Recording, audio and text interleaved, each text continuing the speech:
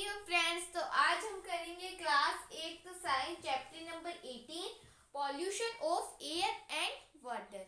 इसके पिछले वीडियो में हमने ग्रीन हाउस इफेक्ट के बारे में जाना था। ग्रीन हाउस इफेक्ट क्या होता है? ग्रीन हाउस इफेक्ट मतलब जो सन की जो रेज आती है वो कुछ रेज तो हमारे यहाँ पे ही रह जाती है और कुछ रेज वापस से रिफ्लेक्ट हो जाती है। तो रिफ्लेक्ट तो रेज बहुत कम होती है और यहाँ पे रेज बहुत ज़्यादा रह जाती है। इसी कारण हमारी अर्थ के अंदर बहुत ज़्यादा गर्मी है और टेम्परेचर भी बहुत ज़्यादा है। और जो रेज यहाँ पे रह जाती है उनमें से कुछ रेज तो क्या करते हैं, जो ट्रीज होती है वो सब पकड़ लेते हैं, उनमें से कुछ रेज तो वो ले लेते हैं, बाकी की रेज यहीं पे रह जाती है। तो जो जो रेज आती है सन की वो यहीं पे कौन सी गैसेस के कारण रहती है? हमने ग्रीन हाउस इफेक्ट देखा था, तो वो कौन सी गैसेस के कारण होता है ग्रीन हाउस इफेक्ट? तो ग्रीन हाउस इफेक्ट होता है CO2। जो CO2 है उसके कारण ग्रीन हाउस इफेक्ट होता है। मीथेन, जो मीथेन गैस है जिसका केमिकल फॉर्मूला है CH4, तो उसके कारण भी ग्रीन हाउस इफेक्ट होता है। Nitrous oxide and water vapour, और जो नाइट्रस ऑक्साइड है उसके कारण भी ग्रीन हाउस इफेक्ट होता है। और वाटर वेपर के कारण भी ग्रीन हाउस इफेक्ट होता है। CO2, methane, nitrous oxide and water vapour. अब due to increase in temperature of Earth it is called global warming. और जब हमारी जो अर्थ है उसका टेम्परेचर बढ़ जाता है तो उसे हम ग्लोबल वार्मिंग कहते हैं। Due to increase in temperature of earth, जब अर्थ का टेम्परेचर बढ़ जाता है तो उसे हम ग्लोबल वार्मिंग कहते हैं। तो ग्लोबल वार्मिंग CO2 और इन सभी गैसेस के कारण भी होती है। ग्लोबल वार्मिंग के कारण क्या होता है, हमारा जो ओजोन लेयर है उसके अंदर छेद पड़ जाते हैं, ऐसे उसके अंदर छेद पड़ जाते हैं। तो जो अल्ट्रावायलेट रेज होती है वो हमारी अर्थ के अंदर आ जाती है। तो अगर ग्लोबल वार्मिंग हो जाएगा तो क्या होगा? जो ग्लोबल वार्मिंग हो जाएगा तो हमारे ऊपर क्या इम्पैक्ट पड़ेगा? क्या होगा? Polar caps are melting. जब हमारी अर्थ का टेम्परेचर बढ़ जाएगा तो क्या होगा? जो भी पोलर फ्रेश वाटर कहाँ पे है? ग्लेशियर्स के फॉर्म में, बर्फ के फॉर्म में है। कहाँ पे? पोल स्टार नहीं, नॉर्थ पोल और साउथ पोल के अंदर। तो वो जो भी बर्फ होती है वो पिघल जाएगी और वो समुद्र के अंदर बह के चली जाएगी। और बाद में जो समुद्र के पास वाला इलाका होगा अगर वो बह के चली जाएगी नदियों के साथ में तो समुद्र का लेवल बढ़ जाएगा और जो भी पानी होगा वो आसपास के एरियाज के अंदर फैल जाएगा और तो क्या होगा? तबाही मच जाएगी। फिर पोलर कैप्स आर मेल्टिंग, जो भी बर्फ होती है वो पिघलती जा रही है। Ocean water level will increase due to which low line areas will submerge. जो भी ओशंस है उनका लेवल क्या? वाटर लेवल बढ़ता जा रहा है और will increase due to which low line areas will submerge. और जो उसके पास वाले इलाके हैं समुद्र के वो क्या होते जा रहे हैं? वो सबमर्ज होते जा रहे हैं, वो डूबते जा रहे हैं। It would affect agriculture. और जब ग्लोबल वार्मिंग होगी, जब ग्लोबल एकदम अर्थ का टेम्परेचर बढ़ जाएगा तो क्या होगा? एग्रीकल्चर नहीं हो पाएगा, जो पेड़ पौधे हैं वो तो जल जाएंगे बेचारे। तो फिर हम खाएंगे क्या? जब पेड़ पौधे जल जाएंगे तो फिर हम खाएंगे क्या? हमारा जो भी प्लांट्स क्रॉप्स हमने जो ग्रो किया है अगर वो सबमर्ज हो जाएंगे, वो जल जाएंगे तो हम क्या ईट करेंगे? तो ये भी क्या है? एक प्रॉब्लम है। Climate and rainfall patterns would change. जो क्लाइमेट है, बारिश की जो भी पैटर्न है वो चेंज होता जा रहा है। गर्मियों के अंदर तो बारिश आती नहीं है और सर्दियों के अंदर बारिश आ जाती है, तो रेन का पैटर्न चेंज होता जा रहा है। तो हमने देखा ग्रीन हाउस इफेक्ट कौन सी गैसेस के कारण होता है और अगर ग्लोबल वार्मिंग हो गई तो हमारे ऊपर क्या इम्पैक्ट पड़ेगा। तो अब हम आगे बात करते हैं। अब हम बात करेंगे प्रिवेंशन ऑफ ग्लोबल वार्मिंग। जो ग्लोबल वार्मिंग हो रही है उससे हम कैसे बच सकते हैं? प्रिवेंशन, उससे हम कैसे प्रिवेंट हो सकते हैं? तो decrease the use of fossil fuel and use alternate energy source like solar energy. हम जो भी फॉसिल फ्यूल का यूज करते हैं, जिन्हें हम जलाते हैं जैसे वुड, इन सभी का जब हम यूज करते हैं तो हमें इनका यूज कम कम करना चाहिए। और हमें जो भी सोलर एनर्जी है, जैसे solar energy, wind energy, tidal energy, इन सभी का हमें यूज करना चाहिए। तो यूज ऑफ फॉसिल फ्यूल को हमें डिक्रीज करना चाहिए और जो भी जलाने का हमें अल्टरनेट सोर्स को देखना चाहिए, जैसे सोलर एनर्जी। अब plant more trees and stop deforestation. हमें जो भी प्लांट्स उनको ज़्यादा ग्रो करना चाहिए और पेड़ को बिल्कुल भी नहीं काटना चाहिए। हमें अवेयरनेस फैलानी चाहिए लोगों में कि वो पेड़ नहीं काटे। अब कंट्रोल ग्रीन हाउस इफेक्ट। जो भी ग्रीन हाउस होता है, जो भी रेज यहाँ पे रह जाती है, जो CO2 निकलता है इंडस्ट्री से, मीथेन, नाइट्रस ऑक्साइड और वाटर वेपर, हमें इन सभी को नहीं निकालना चाहिए। इंडस्ट्रीज के अंदर जो भी चिमनी होती है वो अगर बड़ी बड़ी होगी तो क्या होगा, जो धुआं है वो ज़्यादा दूर चला जाएगा। और जो इंडस्ट्रीज है वो थोड़ा कम धुआं निकाले। जो व्हीकल्स है उनके पास PUC होनी चाहिए। PUC का मतलब पॉल्यूशन अंडर कंट्रोल, वो होना चाहिए ताकि जो उनका व्हीकल है वो ज़्यादा पॉल्यूशन नहीं करे।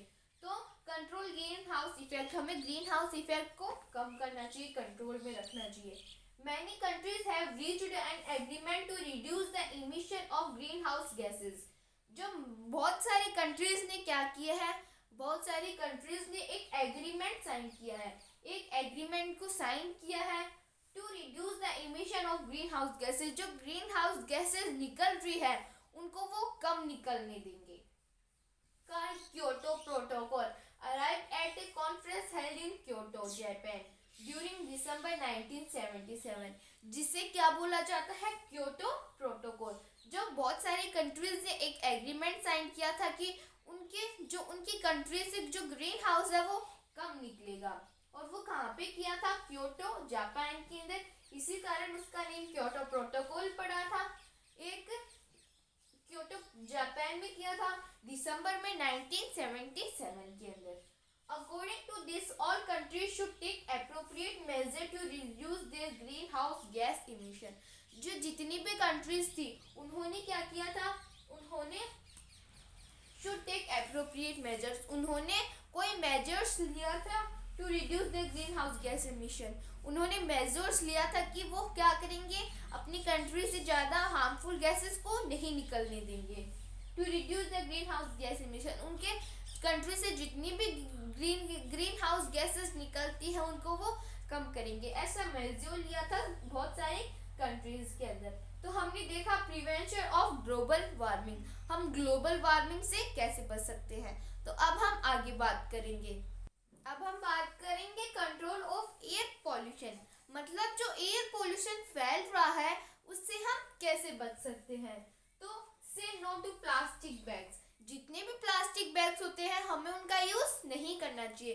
इसके बदले में हमें किसका यूज़ करना चाहिए, हमें जो भी पेपर बैग्स होते हैं, जो भी जूट बैग्स होते हैं, हमें इन सभी का यूज़ करना चाहिए। से नो टू क्रैकर्स, जितने भी पटाखे होते हैं हमें उनका यूज़ नहीं करना चाहिए। पटाखों का यूज़ करेंगे तो पॉल्यूशन ज़्यादा फैलेगा, तो उन सभी का भी हमें यूज़ नहीं करना चाहिए। सेव ट्रीज, जितने भी ट्रीज है हमें उनको सेव करना चाहिए।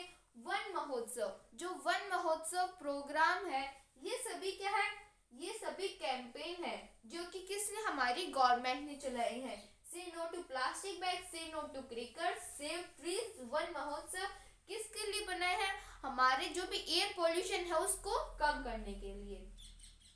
फॉलो देम, हमें इन सभी को फॉलो करना चाहिए, हमें ट्रीज भी लगाने चाहिए। जो वन महोत्सव है उसमें भी हमें पार्टिसिपेट करना चाहिए।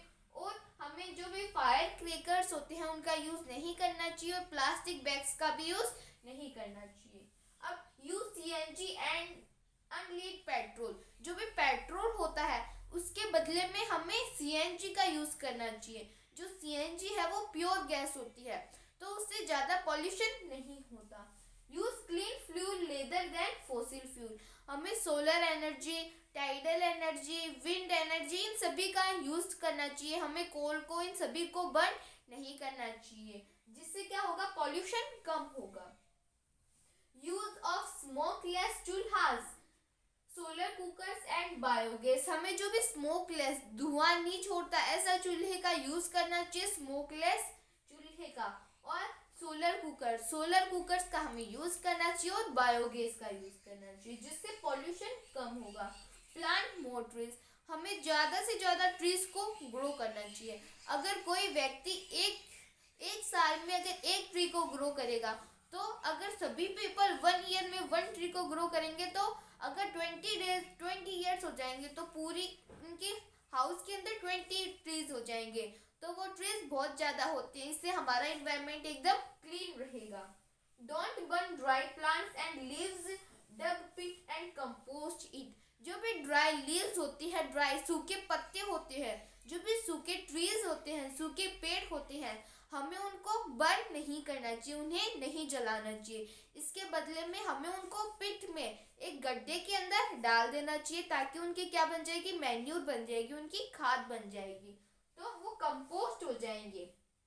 और अगर हम उसी जगह पे जहाँ पे हम जलाते हैं उसको, उसी जगह को अगर, और जैसे मान लो यहाँ पे हम किसी चीज को जलाते हैं, इस एरिया में अगर हम कोई जो भी ड्राई प्लांट्स और ड्राई लीव्स होती है उनको हम जलाते हैं, अगर हम यहीं पे गड्ढा खोद के इन सभी को डाल दें, ड्राई प्लांट्स को, ड्राई लीव्स को, और बाद में उसके ऊपर एक ट्री को ग्रो कर दें, तो वो ट्री बहुत बड़ा ग्रो होगा, क्योंकि नीचे क्या है, मैन्यूर है, तो मैन्यूर से ट्री और अच्छा ग्रो होगा।